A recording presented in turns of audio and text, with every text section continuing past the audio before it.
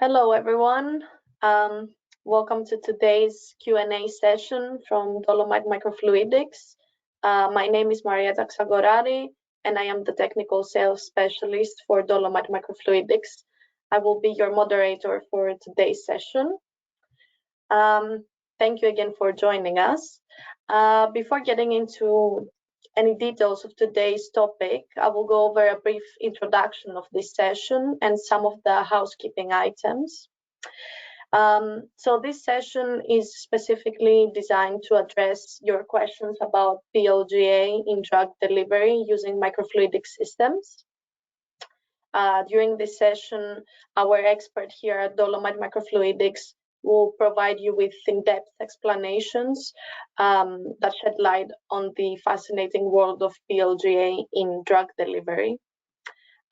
Please note that the GoToWebinar interface we are using to podcast today's session has two active components. You have the viewer window and the control panel. The control panel can be used to submit any questions you have and that we will discuss during this session. And please feel free to submit any questions you have throughout the presentation. I would like to note that this session is also being recorded and we will send out the recording to you afterwards.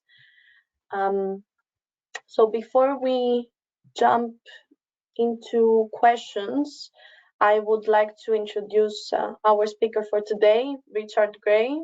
Thank you, Richard, for joining us. Richard is the Business Development Director for Dolomite. He has graduated from Cambridge University with a degree in mechanical engineering. He has experience in aerospace engineering, technical consulting, and pharmaceutical automation before founding Blacktrace together with Mark Gilligan back in 2001. Richard then moved to the US in 2005 and has since been managing the company's US operations and new business initiatives from Boston. He has extensive knowledge and experience in business development, and he will provide us with valuable insights today into the world of pharmaceuticals and medical technologies. Please join me in welcoming Richard. Thank you, Richard. Thank you, Marietta. Can you hear me okay?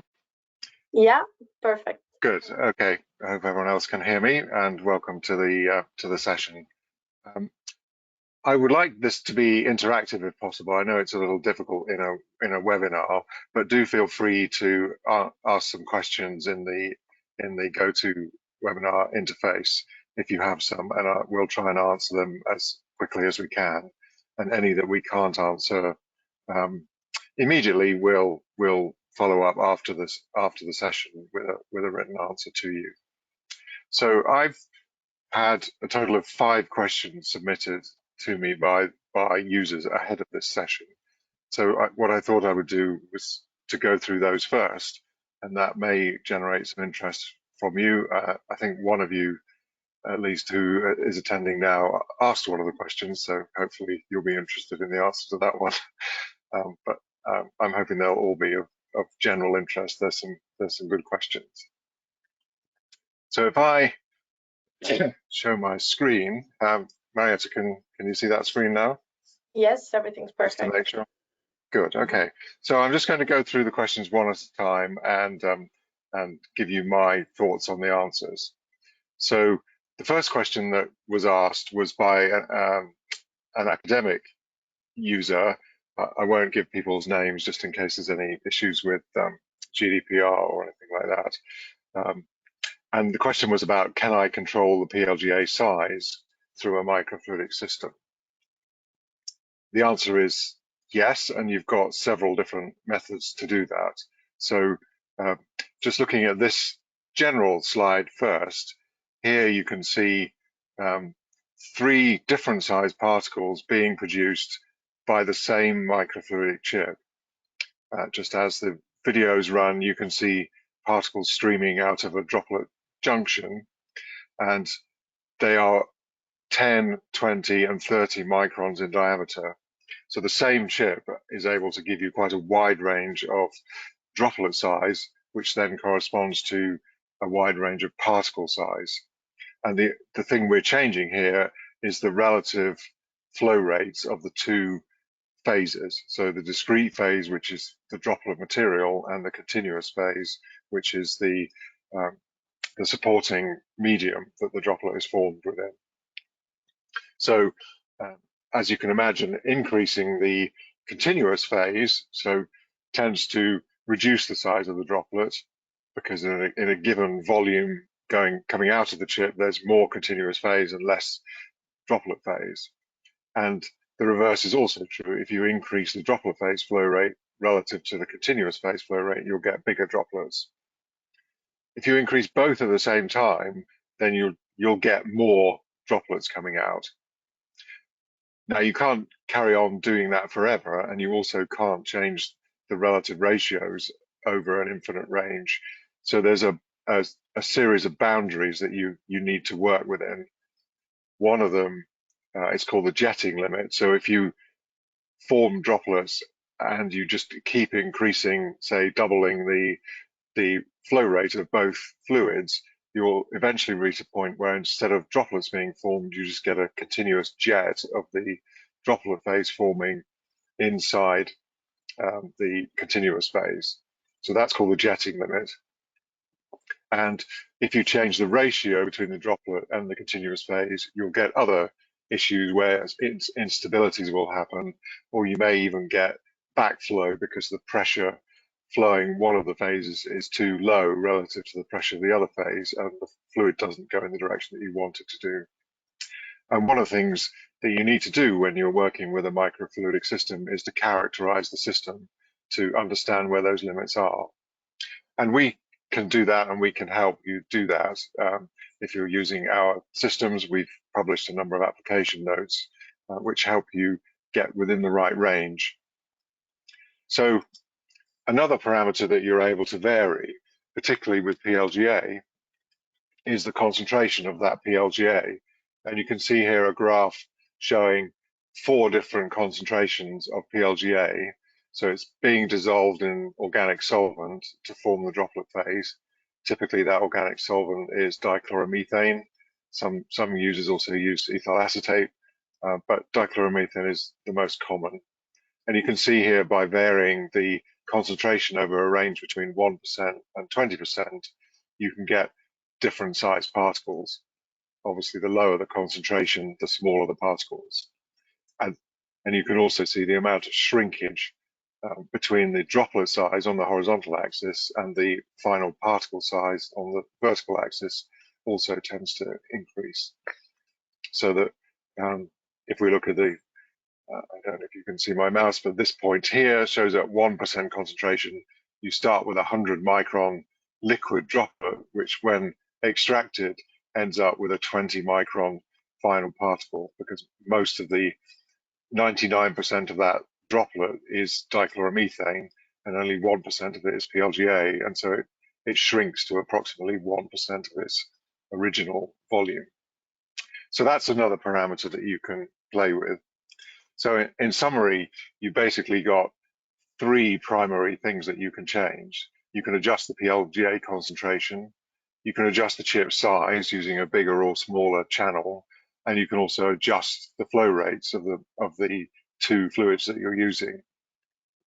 And these things are relatively independent, so you've got the ability to vary one and keep the others the same, or you can vary all 3. And so that means you've got quite a useful, workable volume, if I can call it that, of space to work within to end up with an approach that gives you consistent droplets and consistent beads. And also another factor is you've got maximum efficiency. So usually efficiency would mean the most amount of beads produced in a given amount of time, or with the minimum use of continuous phase material. So you want high efficiency. And so by optimizing these 3 parameters of concentration, chip geometry, and flow rates, you can end up with the most efficient solution. And again, our application notes help you do that. Okay, so moving on to question 2. This was actually another academic user saying that they've been trying to use our chips with some other pumps and getting some problems. And the question is, would Dolomite pumps do a better job? So obviously I would say yes, but I think it's obviously useful for me to explain why and to give some reasoning why I think we might be able to come up with some better solutions for this particular user. And what that user was after was reproducibility and avoiding lots of trial and error, so that every day they didn't have to do a whole load of different work to optimize things, and that you could trust one day's results to be replicated the next day. So I would say the primary thing that we usually find is that users tend to work with syringe pump based systems. That's because most labs have syringe pumps in them. They're fairly cheap. They seem like good solutions in the short term because you can get very low flow rates. You can set them up and control them very easily, and they're easily connectable to our chips and other chips as well. But they have some significant drawbacks relative to pressure-based systems, which is the approach we would recommend. So pressure systems are much more consistent when you're starting up and also when you're ending the production. It's much easier to get the system set up and run without getting yourself into difficulties where you might get blockages formed by polymers in your chips, or you've got bubbles that you can't get rid of, or the flow rates are not stable in a very short amount of time. You can also use a pressure-based pump for a standby pump, and this is something we recommend in all of our systems. So that if I skip forward here, this diagram shows a typical setup that we would use to produce PLGA beads.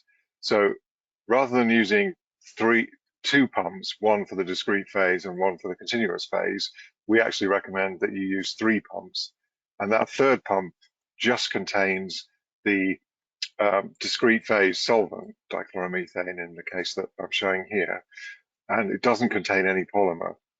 And you can use that to establish the flow in the first place and make sure you're forming nice droplets. They're obviously empty droplets and they won't form polymer beads, but they will form liquid droplets at the junction. And you can also use it when you've finished doing your run to switch over from producing polymer beads to cleaning out the system. And you can do that by simply switching to manual valves that you can see there, V1 and V2. And you can do that in a couple of seconds without any issues. That's actually quite hard to do with a syringe pump, because you can't have a syringe pump running with a valve closed because it will stall.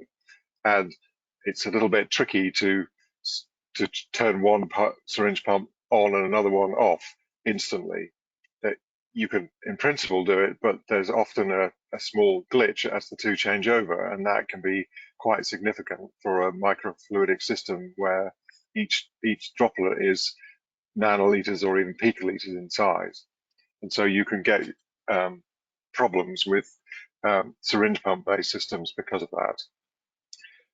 As well as all that, a pressure-based pump is fundamentally much smoother than a syringe pump. There are various reasons why a syringe is going to give you pulsatile flow due to the lead screw and due to frictional effects on the syringe and so on. And also the syringe material is getting wetted, whereas in a pressure pump, all you've got is a vial of liquid and a piece of chemically resistant tubing. There are no valves in the system. The other thing you can do with a pressure pump is you can have a much larger range of reservoir size.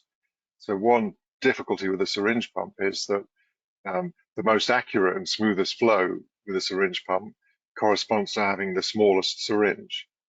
And that means that syringe is going to run out of material most quickly because it's quite small. Conversely, with a pressure pump, the accuracy in the flow does not depend on the reservoir size. So as standard, we have reservoirs that can handle 30 mils in the pumps that you can see in that cartoon, but we can go up to multiple liters without any problem.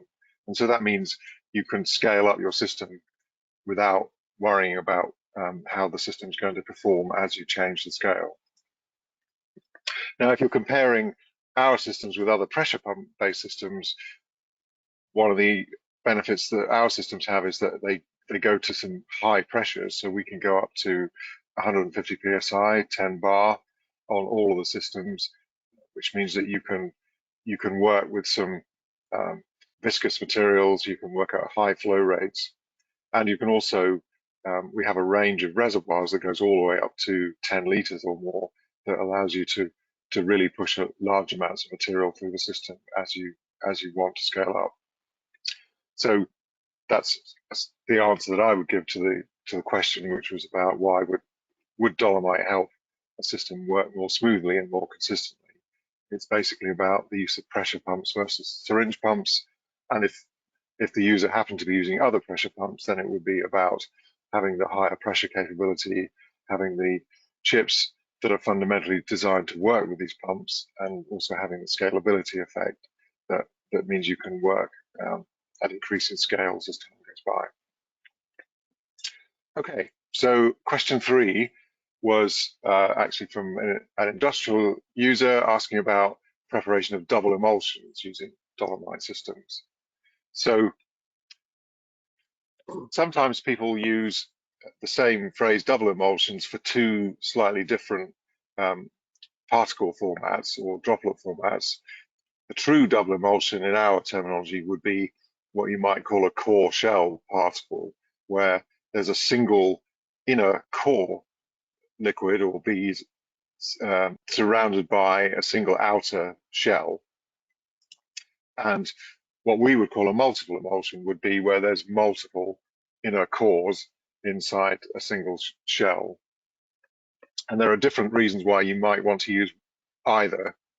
Multiple emulsions are actually quite common for PLGA production when you're trying to encapsulate APIs, because it's quite easy to give consistent release characteristics and to give quite high loading when you've got a lot of small droplets inside the main shell. They're also can be a little bit simpler to produce, and we can talk about that later.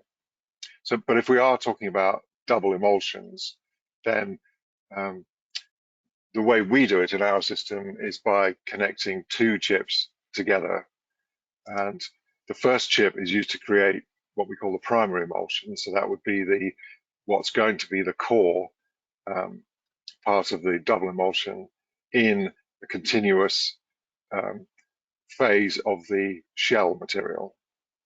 And then we would pass that emulsion through to a second chip, which would then turn that shell material into a shell and leave the double emulsion in a third fluid, which is the ultimate continuous phase material. The reason we're doing that is that having two different chips means that the two chips can have different wetting characteristics. For example, one chip can be hydrophobic and then the second chip can be hydrophilic. And you usually need that to produce a double emulsion because you can't get good droplet formation if the channel walls of the chip are not appropriate. There are some papers out there showing single chip methods of producing double emulsions where the chip is selectively coated. So some parts of the chip are hydrophobic and other parts of the chip are hydrophilic. And that's an ideal solution. But in practice, from our experience, it turns out to be very hard to do that in a consistent way. You can set it up for a academic application, but to try and do that on a commercial scale, we found to be too challenging. And so we find the two-chip method is the better solution, at least so far. We're continuing to work on it, but as of now, we haven't found a reliable enough way of selectively coating a chip. But what we have done is to be able to connect the two chips directly together without any tubing. So some of our earlier systems, there was a need to form the primary emulsion and then pass it with that emulsion through some tubing to a second chip. and that did cause some difficulties with synchronizing and aligning flow rates and just making sure everything works smoothly. And this is an example of a paper that was produced a couple of years ago by a researcher at Cambridge University.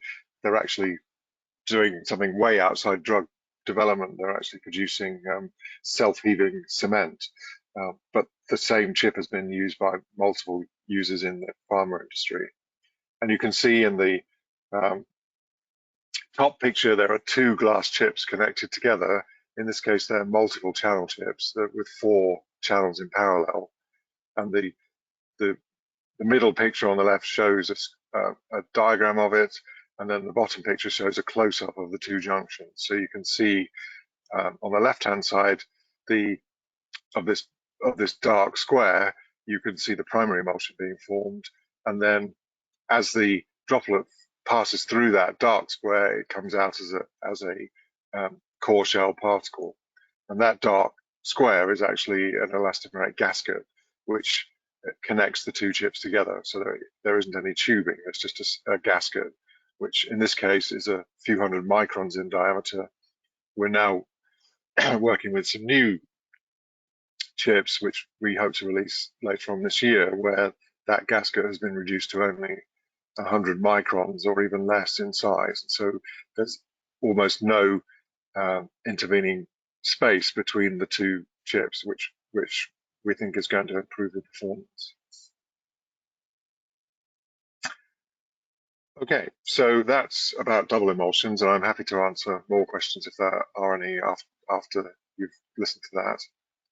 The fourth question. Sorry, Richard, before you continue, just because I can see a few more people have joined us now, I just want to remind the audience that they can submit any questions they might have throughout the presentation through the GoToWebinar interface, and we will answer any questions at the end. Thank you. Okay, sure. Thanks, Marietta. Okay, so question 4, and for those who joined a bit later, there are a total of 5 questions pre-submitted. So by all means, as Marietta says, feel free to ask more. Question 4 I thought was quite an interesting one. It was about some work done at the University of Michigan using temperature control to improve drug encapsulation.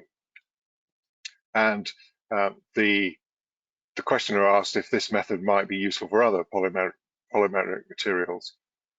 So just to give you a bit of background, what this work was doing was making PLGA beads actually by a non-microfluidic method in the case of the paper that I found that was being done here.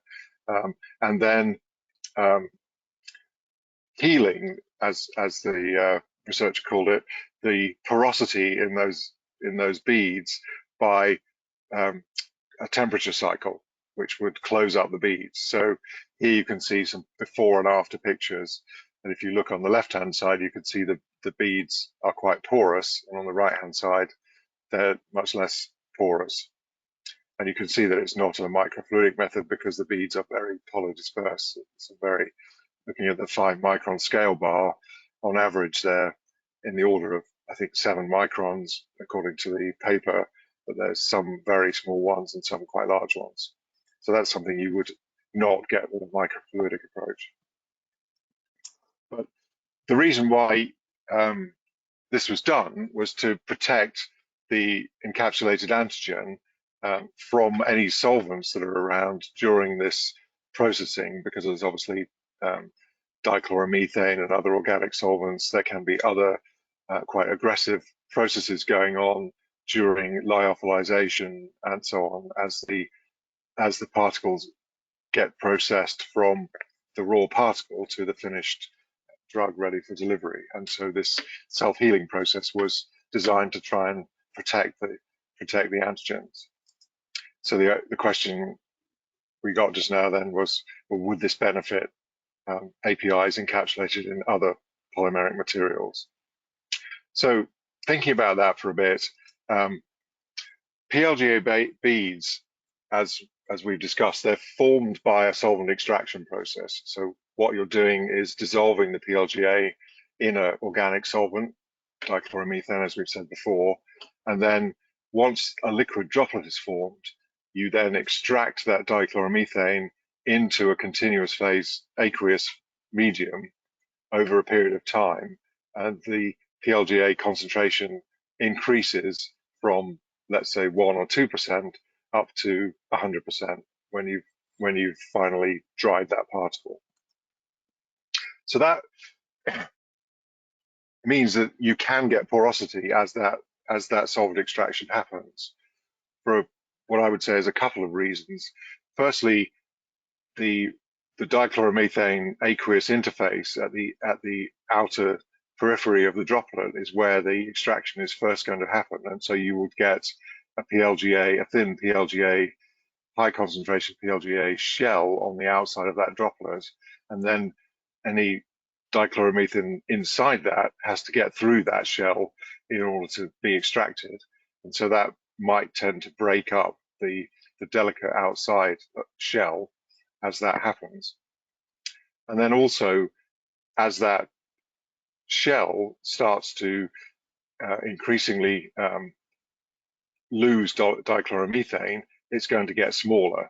And so the outer circumference of that circle, if you like, or shell of the sphere is going to have to get smaller, and that could lead to some kind of crumpling or potential for porosity as that happens.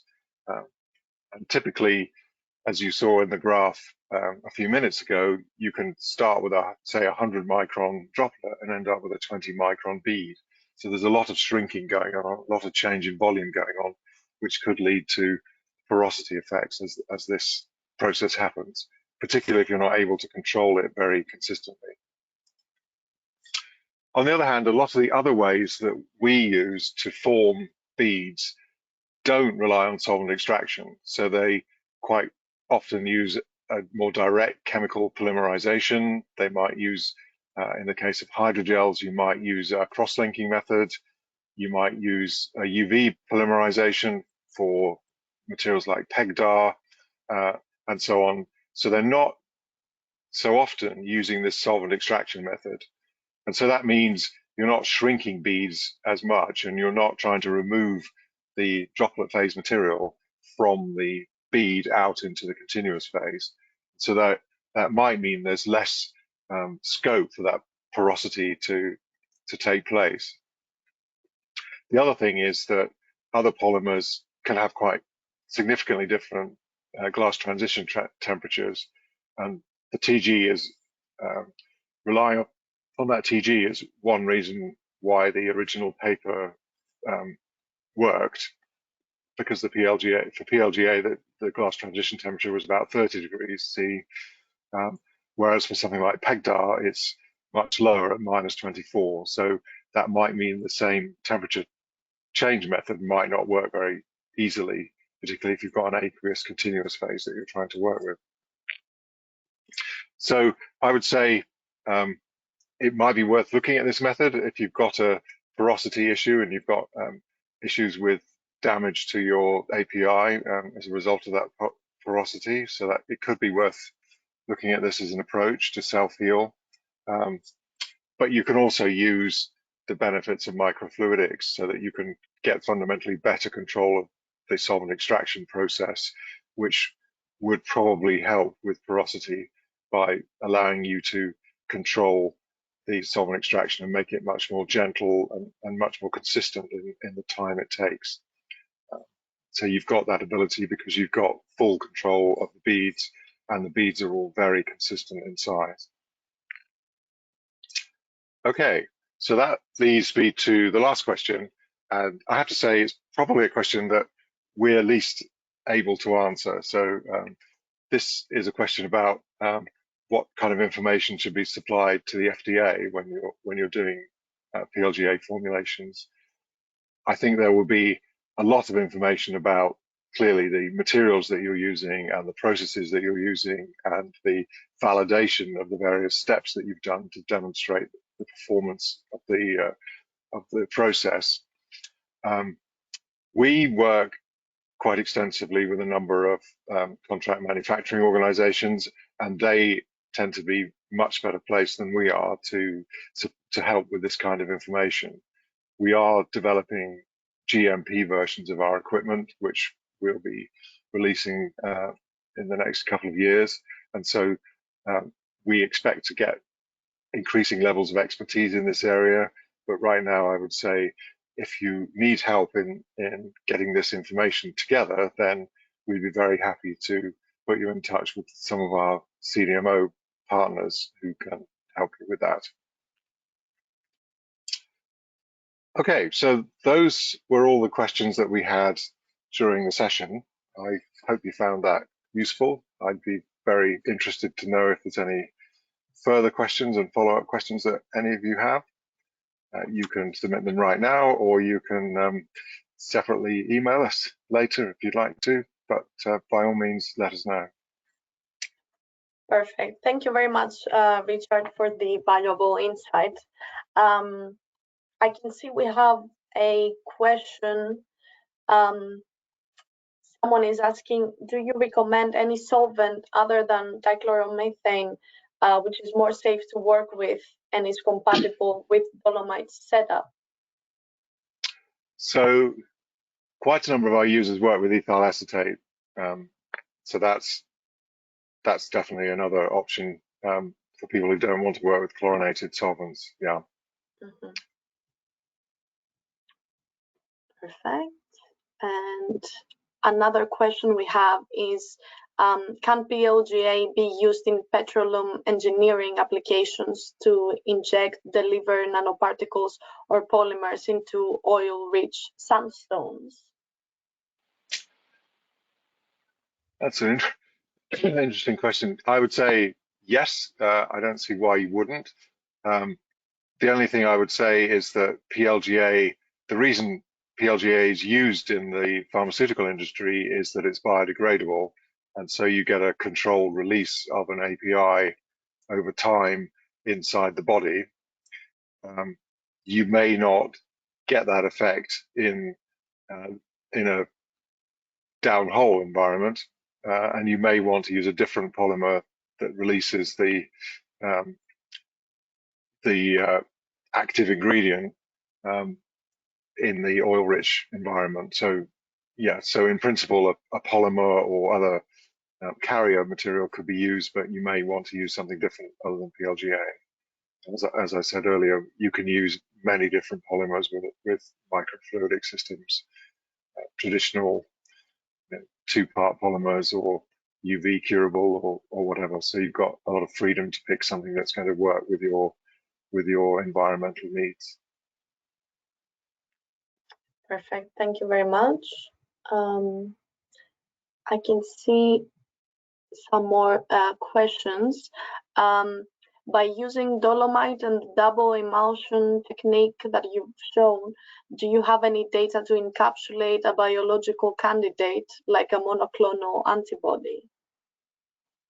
I'm not aware of any published paper, but we're working with several different customers on double emulsions for encapsulating APIs like this in biologics. So I may be able to get you some information, but not published papers at this point. But the short answer is yes, you can do it. Mm-hmm. Another follow-up question, what technologies does Dolomite provide that may be applicable in the oil gas industry? So the most common application that we work with is in porous media. So it's in simulating rock media of various kinds using microfluidic devices. And so we can create chips. We have a standard one that's on our website called a porous media chip, but we've created many different custom variations of that. We also did some quite interesting work with Schlumberger a number of years ago, where we developed a system for calculating the asphaltene content in oil samples using a microfluidic system. And there's some published papers on that if anyone's interested, we can send you, or you can also find it on Google quite easily. So that was an interesting area in the petrochemical field that was well away from our usual area of porous media work, but still gave a really interesting solution. The reason that you did it was the sample size was extremely small, and the result time was measured in minutes, whereas the traditional asphaltene method took a number of days to give a result. So it was a much more efficient process.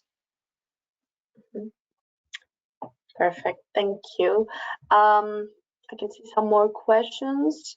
Do Dolomite systems work for encapsulations of gases in PLGA?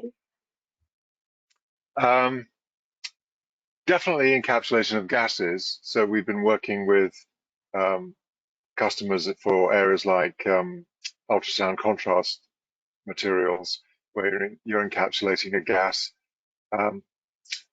We've generally used other polymers other than PLGA, but in principle, PLGA could also work.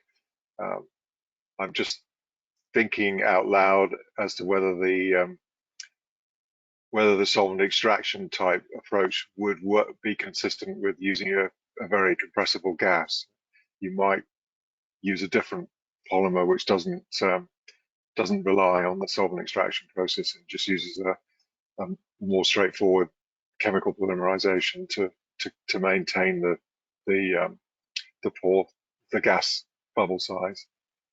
Although it might be a way of compressing the gas to make smaller beads. So sorry, I'm just thinking as I'm talking, but I would say yes, in principle, you can definitely make gas-filled polymer beads. We've done that for a number of clients. Perfect, thank you very much. Another question, how high of a pressure can dolomite chips handle?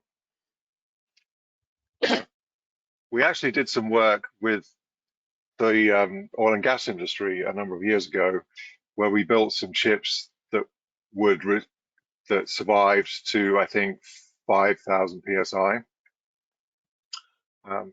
So the glass chip itself is very high strength.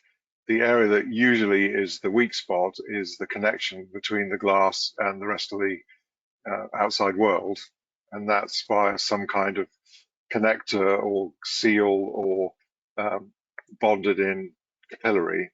And so we found, in order to get reliable performance at those very high pressures of thousands of psi, we had to pay quite a lot of attention to the interface between the chip and the rest of the world.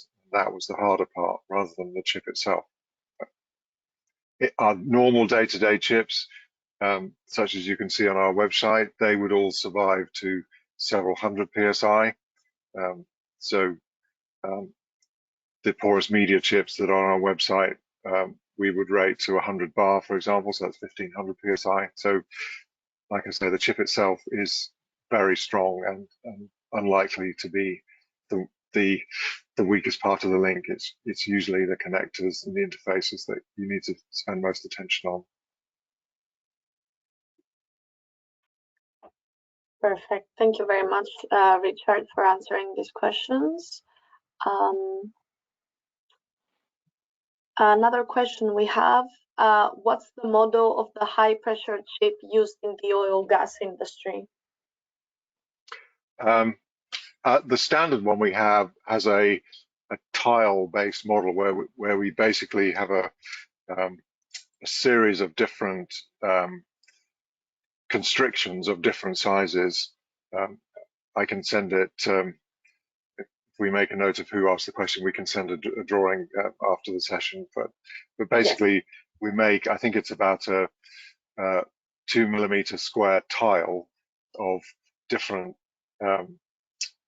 simulated constrictions in a rock, and then we replicate that tile many times in the chip, which is around about 90 millimeters long by 15 millimeters wide. So lots of replications of that tile.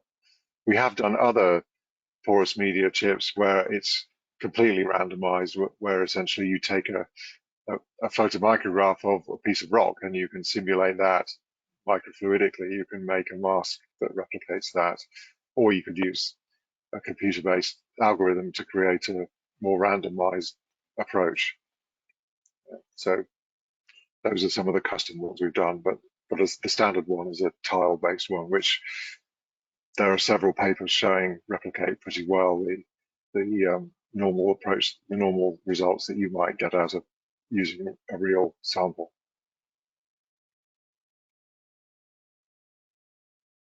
That's great. Thank you very much. I cannot see any more questions.